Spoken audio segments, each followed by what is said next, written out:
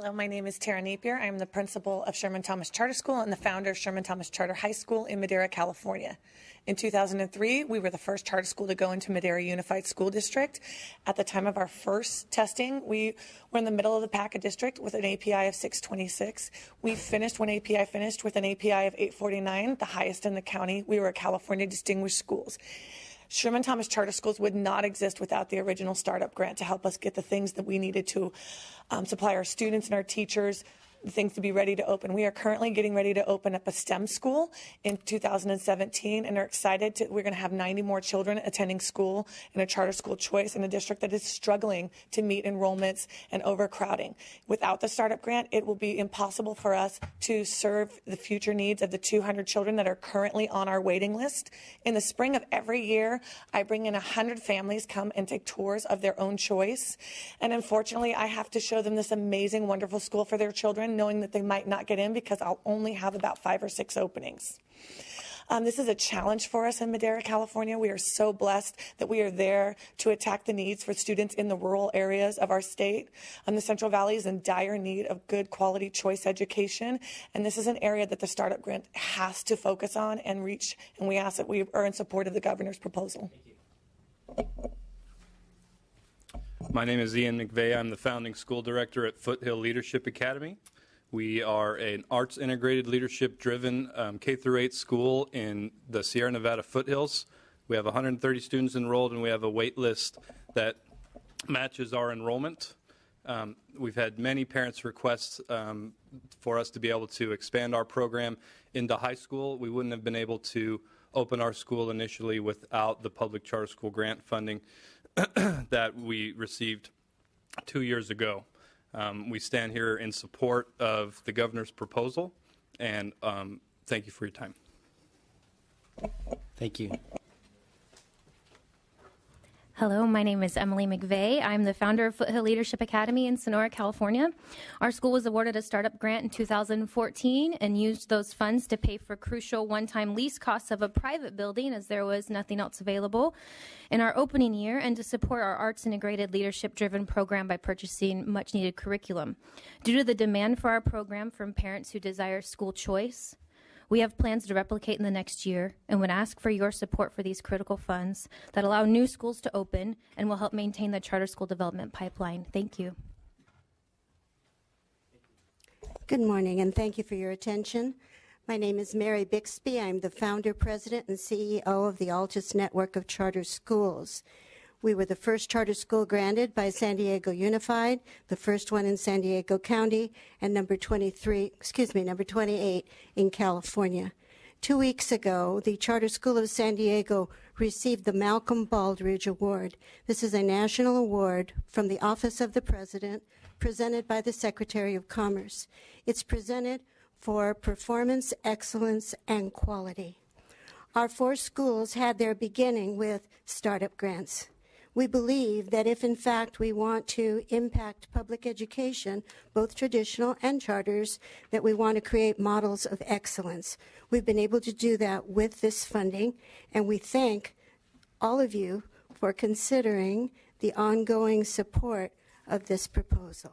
Thank you. Good morning. I'm Cameron Curry, Executive Director for the Classical Academies, and I'm in complete support of the Governor on this issue. We have accessed the startup grants before, and it was rather timely and helped us launch back in 1999. And currently we have 7 locations, and we're serving 4,100 students, kindergarten through 12th grade. And I know that as we plan our new charter high school on the coast, this is definitely a program we're going to want to access. So please be in support. Thank you. Good morning. My name is Paul Kiefer. I'm Executive Director of Pacific Charter Institute. We have 4 charter schools, including Heritage Peak Charter School. And I ask that you support the governor's initiative to fund the schools that are startups. This year we have a student who will be going to West Point, and we have a teen mom who will be graduating from high school. We serve all kids, and these monies are essential to giving our children a level playing field. Thank you very much. Good morning, Martha Albers. I'm the Association of California School Administrators. I should first mention it's Teachers Appreciation Week, so thank you to all the educators for what they do in the classroom every day. Regarding this charter school proposal, we would just like to bring up one issue to your attention, which is that for public schools in California, we have federally mandated requirements like special education programs, the child nutrition programs. One consideration for the committee is whether this backfilling of the federal charter school grant, we don't get that sort of backfilling for other mandated requirements like special ed and child nutrition programs, and whether this is a good policy for California to be providing funding for a backfilling of a federal funding source that went away. So something for you to keep in mind as we go into the May revision. Thank you. Thank you. Thank you for the public comment. Again, we will hold this issue open. Oh, go back. Yeah. Mr. Chavez. Yeah, I'd like to ask a question to the Department of Education. I was listening to the testimony and thinking about all the bills we just had, and I was rereading it that, in 2010, the state received a 5-year allocation to program totaling $232 million, about over $40 million a year. And then I look down here, we've had this problem about getting more federal funding. Where did the $20 million come from? Is that the right number? I'm going to defer to Cindy Chan, who's our director of the Charter Schools Division. Hi. $20 million, I think Department of Finance can probably explain a little bit better about that. Where did $20 million come from? Shirley, Department of Finance. So about $50 million would normally be approved in funding, but $40 million actually goes out because of the way that the program works as far as a reimbursement issue. So when we crafted our policy proposal, we included $20 million so that knowing that approximately $30 million in carryover would come over, equaling the $50 million that normally is approved per year. So the actual amount that we need to continue our investment in innovation and education is $50 million a year? That's what historically has gone out in this program. So yes. This $20 million is a backfill to ensure that we have $50 million invested. Is that right? Sure. Chris Ferguson with finance. I don't think we would necessarily categorize this as purely a backfill. This is also to ensure that California is well positioned for future funding opportunities within the federal grant. Okay. Thank you. Do you have a question, Ms. Kim? No. Okay, thank you. Thank you. Again, this item is held open. We will proceed now to issue number 6, Student-Friendly Services Proposal.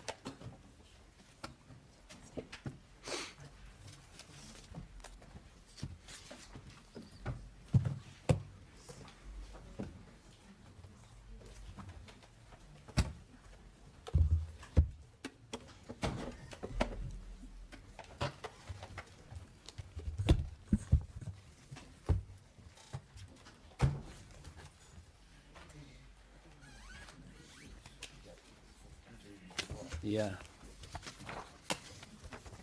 Okay, please proceed, Department of Finance. Good morning, Brianna Bruns, Department of Finance. Student-Friendly Services is a long-standing program within California. It was developed as a way to achieve the state's interest in central information about college preparation. Today, the state provides funding to the Riverside County Office of Education to support the website and its affiliated services. The annual budget appropriates $500,000 Proposition 98 General Fund ongoing for the site. The governor's budget proposes an additional $1 million in Proposition 98 one-time funds for the college planning website and its services. The Riverside County Office of Education contracts with the Foundation for California Community Colleges in order to support the website's administrator, the California College Guidance Initiative, or CCGI. CCGI manages the college planning website and its services. The website provides students, parents, school counselors the opportunity to access information and tools pertaining to college planning. Districts may subscribe to additional services for an annual fee. With the enhanced services, districts create personalized accounts for each of their students in which transcript data may be housed, verified, and eventually shared with universities upon student application. In addition, the website will provide students, parents, and counselors with informational progress reports, tracking student progress and allowing for more informed course placement. The development of this tool has created an infrastructure that is useful as a part of several processes. Students and counselors planning for college, analysts gathering data for eligibility studies, CSU admissions teams, as well as CSU and community college administrators looking to place students in appropriate courses. The website serves as an informational platform for students, teachers, and counselors, a college planning and course placement tool, a housing platform for transcript data, which can then be shared across platforms, and a link between districts and post-secondary institutions. The one-time funds will help support CCGI as they expand their services. While they currently serve 15 school districts with about 260,000 students, CCGI intends to expand to 65 districts and 1.1 million students by 2020. And with that, I'll answer any questions you may have. Okay. Aleo? Natasha Collins, Legislative Analyst Office. While we recognize that the website and the CCGI services provide direct and indirect statewide benefits, we have some concerns that there's not very much detail on the proposed funding that the governor has included in his 16-17 budget. For example, we think the legislature might want to get more information about how this funding would specifically expand the website services, and how it would be used towards the website that's available to all versus the enhanced services that the Department of Finance mentioned. With this in mind, we recommend that the legislature ask the administration to provide more detail about how CCGI would use the proposed augmentation, what the longer-term strategy is for the website, and how we're going to be funding this as a state moving forward. And regardless of the proposed augmentation, we recommend that the legislature ask the administration to indicate the share of the funding that would go towards the enhancements to the free part of the website versus the enhanced services or the fee-for-service part of the website, and also what these enhancements would look like. And the CCGI is an intersegmental coordinating committee that oversees the college planning website. Thank you. Thank you. Department of Education. Deborah Brown on behalf of State Superintendent of Public Instruction Tom Torlakson. I would just note that our role here in this program is limited to passing the money through to the fiscal agent. Okay. Questions of committee members? We'll hold this issue. We'll hold this item, this issue open for now. I guess my only, not really a question, but commentaries when evaluate is, we have the student academic preparation programs with the Student Aid Commission. We have some at UC and CSU, and just want to make sure that they all kind of blend and fit together. And so that's one thing we'll take a look at going forward. Do we have a public comment on this issue? Yes, thank you, Mr. Chair and members. Jeff Vaca, representing the Riverside County Superintendent of Schools. As the Department of Finance has indicated, we are the fiscal agent for CCGI. We have been for about the last year. And we have been working with CCGI on a long-term sustainability plan, which the goal really of which is to increase the number of school districts that are full partners with CCGI. We believe that the services that it provides align very well with many of the conversations that are going on in the legislature this year about streamlining the pipeline from the K-12 system into higher education. We'd be happy to provide additional information as noted by the Legislative Analyst's Office, and happy to answer any questions moving forward that you might have. Thank you. Yes, Mr. Chavez. What do you mean by full partner? There are two levels of services that are provided by CCGI. The service, a portion of the services are available to every student in California. But if a district becomes a full partner within CCGI, they receive a much more robust menu of services, including the transcript uploading and verification, which can then be distributed to the various segments of higher education as they're submitting their applications, whether it be to community colleges or CSU. So the different school districts pay a fee for this? Yes, that's right. So this CCGI, are they a nonprofit or a business, or who are they? Well, it's kind of a unique animal, so to speak. The funding comes from a variety of sources. State funding, the CSU provides some funding up to the level of about $150,000 in the current fiscal year. There are fees that are paid by the member districts, which are in the range of $2 per student for a middle school student and $3 per student for a high school student. But the bulk of the support at the current time comes from philanthropic support. So foundations that have provided donations to the initiative in order to subsidize the costs of providing the services. Is there an audit done on CCGIs? I think I would defer to Department of Finance on that question. And we can look. The agent that's collecting all of these different fund sources that were mentioned is the Foundation for the California Community Colleges. So we can, we can check in to see what exactly who's auditing their financials. So I'm wondering now so you got this entity, CCI, that's doing this service that we're funneling money into Riverside to be the finance. Then CCGI or through Riverside is charged to feed all the school districts. And then you have nonprofits or beneficiaries giving money to them to do this. How much money are we talking about? How big is their budget? Total operational budget, The current budget for the current fiscal year is $2.95 million. That doesn't sound right. There's $1 million in state funds, and they're getting about $2 million in other fund sources. Does that include the money from the superintendents? Yes, it does. Or you get a chance, send me some of that, would you please? Thanks. Okay, thank you. Next item, Prop 49, After School Education and Safety Program, ACES.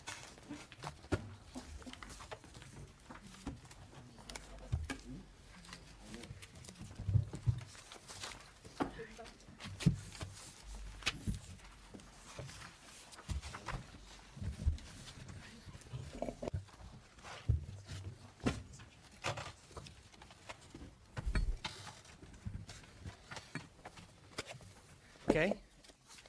Aleo. Good morning, Mr. Chair, members. Thank you. Virginia Early, Legislative Analyst Office. So today I've been asked to give some high-level background on California's After-School Education and Safety Program, or ACES as it's known. ACES was passed by the voters through Proposition 49 in 2002 and essentially reorganized the before and after-school programs that existed at that time and also required the state to spend more money. The funding for ACES began in 2006-07, and since then, the state has been required to allocate $550 million each year for the program. In the current year, ACES serves about 3,600 schools, 550 districts, and roughly 400,000 children. Schools receive $7.50 per child per day for after-school programs and $5 per child per day for before-school programs. In return, the school sites are expected to provide the program and also provide a local match. They're supposed to match 1/3 of the grant funds they receive with local funds and resources, which can include facilities. School sites were selected through a competitive process based on student demographics, such as the percentage of students in the school that receive free and reduced price meals. The average program at schools operates at schools where 81% of the students are eligible for free and reduced price meals. Generally, districts remain in the program unless the district misuses the funds they've received or don't meet enrollment targets. In cases where districts don't meet enrollment targets in any particular year, then their grant is reduced in the future, and the extra money is used to provide ACES funds to additional schools. I'm happy to answer any questions you may have. Thank you. Thank you. Now we're going to hear from an after-school program provider. Hello. My name is Steve Amick, and I'm the Director of Policy and Partnerships for Think Together, and we're the state's largest nonprofit provider of ACES programs. I think it's based. Our headquarters is in Santa Ana, in California, but we have programs in LA County, San Bernardino County, Riverside County, San Diego County, Alameda, San Mateo, and also in Santa Clara County. Okay. All right. So I think the important thing to note beginning is that we're trying to run ACES programs in 2016 with $2006. When the daily rate was established in 2006, it was established at $7.50, but there was no COLA that was built into the statute. And over the last 10 years, the California Consumer Price Index has raised 19%. So level funding has actually, in effect, been declining funding over the last 10 years because $7.50 in 2006 is now worth $6.08 in 2016. So that's setting aside the increases in the minimum wage, but obviously minimum wage increases dramatically exacerbates this fiscal issue for us. In fact, for every dollar that we increase wages, we incur another $7,500 a year in personnel costs for a typical elementary school ACES program. And so the funding that we're requesting now is really to help us deal with the bump in the minimum wage from $8 to $10. And before this increase occurred, programs were typically spending about 80% of their program budgets on personnel. We're now at a place now with each bump in the minimum wage, it increased our cost by about 6.5% on the personnel side. So now we're spending over 90% of our budgets on personnel. And once we get to $15, it's just mathematically impossible to operate the programs under the current funding structure. And we don't have the ability to reduce costs to the program because if we serve fewer students, that's how we generate our revenue. We're paid by the number of students that we serve. So if we serve fewer students, we get less money in the programs. We can't reduce staff because we are mandated to maintain 20-to-1 supervision ratios, and those ratios were established for a very good reason. Licensed child care programs operate at 14-to-1, so 20-to-1 is pushing the limit of what paraprofessionals can reasonably accommodate. And we also can't pass along the cost to our customers because it was noted that our customers are 80% of them are eligible for free reduced price meals through the school day. They're not in a position to be able to pay for licensed child care. And clearly the intent of this act was to provide free or very low cost programs for the constituency. So it has been suggested that local control funding formula is the answer here, that local school districts should contribute LCFF dollars to help make up the shortfall. And so we've certainly explored that with our partners. We partner with 40 different districts across the state of California. We talked to each and every one of them about augmenting the state grant with local control funds. And we got 4 of the 40 agreed to augment the program to the tune of about 4.5% to 5%, which was not the full amount that we needed, but they were willing to contribute something. Other folks said that they were willing to contribute if we were to provide additional services or provide services to more kids. Well, if we're losing money on the kids that we're serving, it doesn't solve our financial problem to serve more. In the San Gabriel Valley in particular, where we have partnerships with Duarte and Cabina and Azusa and several other school districts in that region, they're experiencing declining enrollment. So while they are getting more dollars per student, they're serving fewer students, and the year-to-year budgets are actually declining. So when they're letting go of their own district staff members, the last thing they're going to do is augment the contract of an after-school provider that is coming in from the outside. And if some of the districts pay and to augment the programs and others don't, then what we're really doing here is we're perpetuating the education inequity that LCFF was really designed to address in the first place.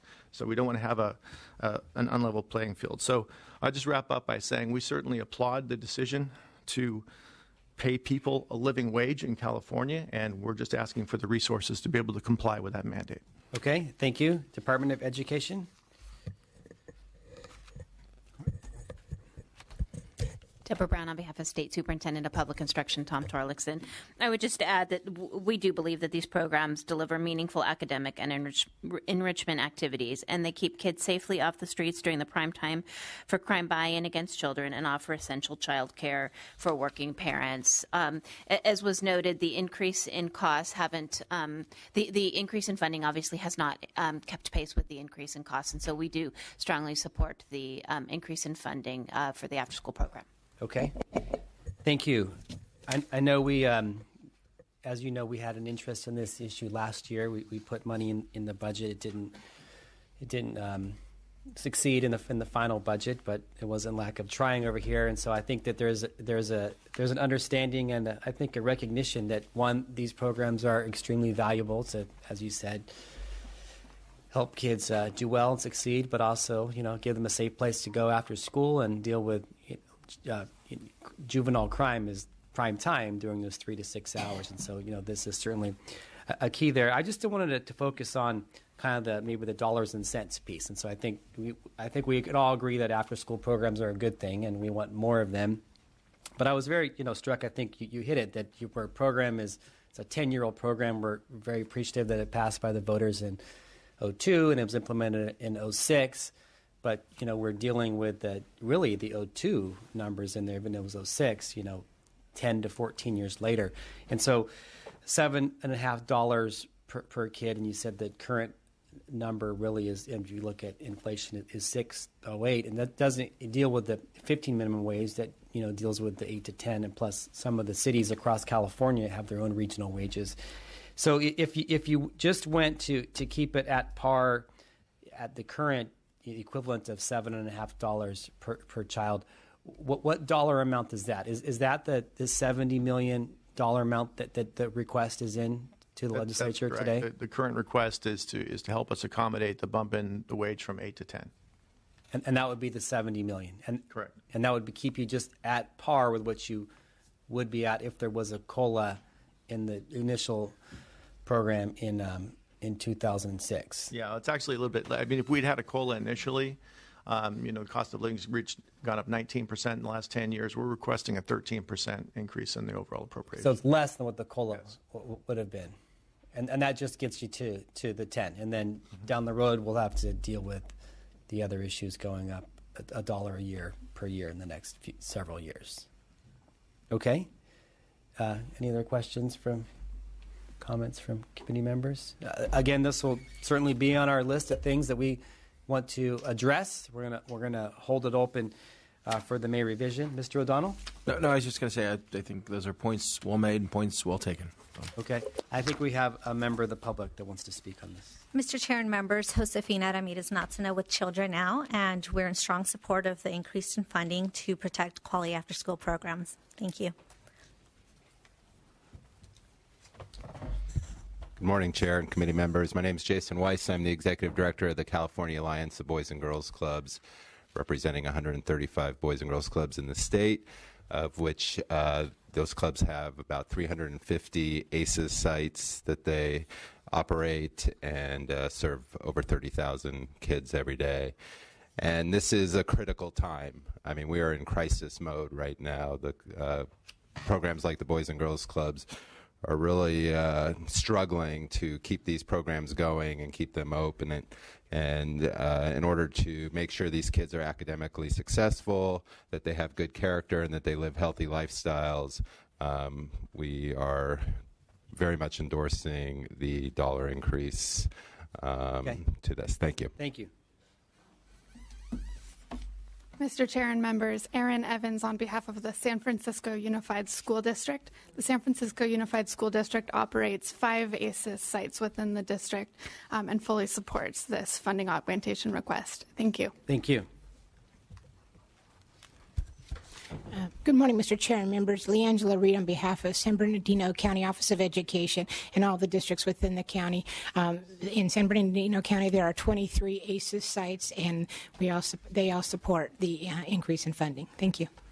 Thank you. Good morning, Jocelyn Polanco on behalf of the Partnership for Children and Youth. In addition to over 1,400 petition signees representing county offices of education, school districts, community-based organizations, and program providers, we'd like to state our support for for an increase for the ACES program. Also, as someone who greatly benefited from after-school programs, I urge the legislator to make sure underserved students continue to have opportunities to succeed. Thank you. Hi, Mr. Chair. Brian Lee with Fight Crime Invest in Kids on behalf of 400 police chiefs, sheriffs, DAs, and crime victims in support. And I just wanted to emphasize, because you talked about the dollars and cents, which is so important. This is a state program the state has benefited. One way is we bring in about $100 million in federal free after-school meal dollars through these programs. And if these programs don't exist, we'll lose that chance for really good nutrition for our kids. Thank you. Good point. Thank you. Okay, thank you again. This issue will be held open. Next item, issue number 8, the school breakfast program.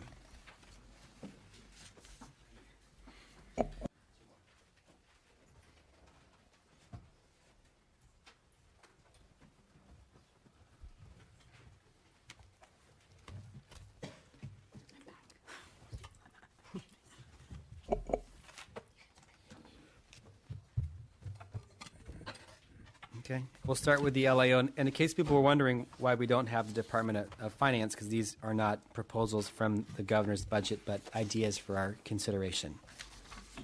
LAO? Thank you, Mr. Chair. Natasha Collins with the Legislative Analyst's Office. I'm just going to provide a brief background on the school breakfast program in preparation for your next speakers. Okay. Law requires that local education agencies provide K-12 students at least one nutritiously adequate meal per day that's either at free or reduced price to certain children who meet eligibility requirements in terms of federal poverty implications. School meal programs are funded primarily through the U.S. Department of Agriculture, through its school lunch program and through its school breakfast program. And the meals are also supplemented with state funds. The USDA provides between $1.36 and $1.99 per breakfast, and the state provides 23 cents per breakfast. The schools can, in 2013-14, schools received $447 million in federal funding and $53 million in Proposition 98 state general fund for the school breakfast programs. These allocations are not fixed and are provided based on the numbers of meals served. In 2013-14, 274 million breakfasts were served at local education agencies in California, 90 of which were free or reduced priced.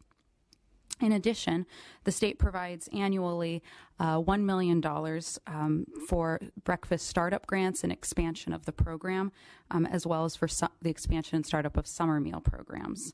I would also note that local education agencies have discretion to serve breakfast before or during the school day. Thank you.